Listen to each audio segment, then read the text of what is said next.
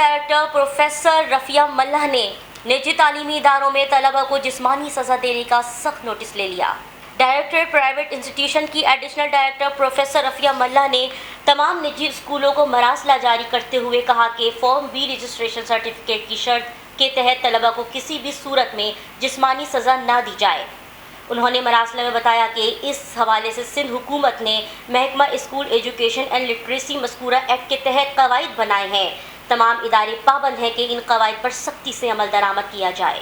انہوں نے متنبہ کرتے ہوئے کہا کہ اگر کسی بھی اسکول میں اس نوعیت کا کوئی بھی واقعہ پیش آیا تو Sindh private educational institution regulation and control ordinance 2001 ترمیمی ایکٹ 2003 کے سیکشن 8 رجسٹریشن سرٹیفکیٹ کی منسوخی معطلی کے تحت سخت کارروائی کرنے کی مجاز ہوگی۔ واضح رہے کہ تعلیمی اداروں میں طلبہ پر جسمانی تشدد کے ناقابل تشویش واقعات کثرت سے پیش آ رہے ہیں، جس کے پیش نظر گزشتہ برس حکومت نے Sindh prohibition of corporal punishment act 2016 بل پیش کیا تھا۔